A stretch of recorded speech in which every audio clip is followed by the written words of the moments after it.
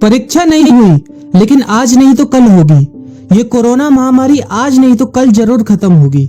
School colleges कभी ना खुले, ऐसा नहीं होगा। अभ्यास करते रहोगे तो कोई पछतावा नहीं होगा। कोरोना महामारी के चलते इस समय स्कूल और कॉलेजेस बंद पड़े हैं, जिसके चलते विद्यार्थियों में पढ़ाई के प्रति लापरवाही देखी जा रही है। इसी को देखते हुए मुंबई के एक स्कूल में हमारे पुराणों में लिखित एक कहानी सुनाई गई और विद्यार्थियों को इस कहानी के जरिए एक मैसेज दिया गया, एक सलाह दी गई।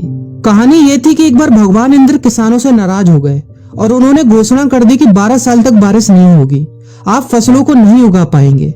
भगवान इंद्र से किसानों ने विनम्रता पूर्वक विनती की। किसानों की विनती को देखते हुए इंद्र ने बड़ी चालाकी से बारिश न होने का सारा श्रेय भगवान शिव के ऊपर डाल दिया और कहा कि बारिश तभी संभव है जब भगवान शिव अपना डमरू बजाएंगे।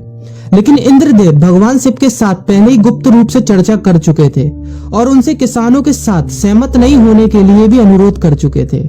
जब किसान भगवान शिव के पास बारिश के लिए विनती करने के लिए गए तो उन्होंने भी कह दिया कि बारिश तभी होगी जब मैं 12 साल बाद अपना डमरू बजाऊंगा।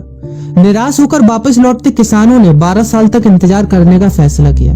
लेकिन उनमें से एक किसान वापस लौटकर नियमित रूप से अपना काम कर रहा था, खेती कर रहा था, यहाँ तक कि बीज भी बो रहा था। अन्य किसानों ने यह देखकर उस किसान का मजाक उड़ाना चालू कर दिया। कुछ किसानों ने उससे पूछा भी कि आप अपना समय और ऊर्जा क्यों बर्बाद कर रहे हैं, जबकि आप जानते हैं कि 12 साल तक बारिश नहीं होने वाली। उस किसान ने जवाब दिया कि मुझे पता है कि बारिश के बिना मेरी फसल नहीं आएगी, लेकिन मैं ये सब केवल अभ्यास के रूप में कर रहा हूँ। 12 साल बाद मैं फसलों को उगाने और खेतों में काम करने की प्रतिक्रिया को भूल जाऊंगा। शरीर की काम करने की आदत छूट जाएगी और शरीर आलस का शिकार हो जाएगा। इसलिए मैं अभ्यास करता रहता हूँ कि जब 12 साल बाद बारिश होगी तो मुझे काम करने में मुश्किल नहीं होगी। जब इस किसान की ये बात पार्वती जी को पता चली तो उन्होंने भी चिंतित होकर शिव जी से कहा, आप भी 12 साल बाद डमरू बजाना भूल सकते हैं।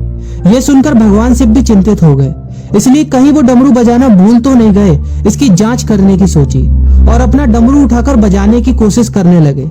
कोशिश करते हुए जैसे ही डमरू से आवाज आई वैसी बारिश होने लगी और जो किसान नियमित रूप से अपना काम कर रहा था उस किसान का खेत फसलों से हरा भरा हो गया। लेकिन बाकी सभी बारिश का इंतजार करते किसानों को पछतावा हुआ, क्योंकि उन्होंने अभ्यास करना भी छोड़ दिया था। इसी तरह 2 सप्ताह बाद, 2 महीने बाद या 2 साल बाद लॉकडाउन समाप्त हो जाएगा। कोरोना महामारी भी खत्म हो जाएगी। इसे घूरने या इस महामारी के खत्म होने तक का इंतजार करने से बेहतर है कि आप जिस कक्षा में हैं या जिस अगली कक्षा में जाने वाले हैं उसका अध्ययन करें। पुस्तकों का अध्ययन करके अपने कौशल को तेज करें। आपके पास जो ज्ञान है उसे और बढ़ाएं। इस समय का इस्तेमाल करें और ये सोचें कि आप और भी बेहतर कैसे कर सकते हैं, क्योंकि डमरू कभी भी बच सकता है। इसलिए अभ्यास करते रहें। अभ्यास ही गुणवत्ता का सार है। अभ्यास ही है जो आपको किसी भी क्षेत्र में पूर्ण बनाता है। अगर आप अपनी पढ़ाई के प्रति लापरवाही छोड़कर अभ्यास करते रहेंगे तो जब काम करने का समय आएगा, जब भी परीक्षा देने का समय आएगा, तो आप हर चुनौती और अपने हर क्वेश्चन का जवाब देने के लिए तैयार रहेंगे। अपना ध्यान रखें और अपनों का ख्याल रखें, क्योंकि कोरोना भी गया नहीं है। घर पर ही रहने की कोशिश करें ताकि आप भी और अन्य भी सुरक्षित रहें और नियमित रूप से अभ्यास करते रहें, क्योंकि डमरू कभी भी बच सकता है। वीडियो अच्छी लगी हो तो वीडियो को लाइक और अपने फ्रेंड्स के साथ शेयर करना मत भूलिएगा। और अगर आप एक पेरेंट हैं तो आप भी अपने बच्चों के साथ इस वीडियो को शेयर करना मत भूलिएगा।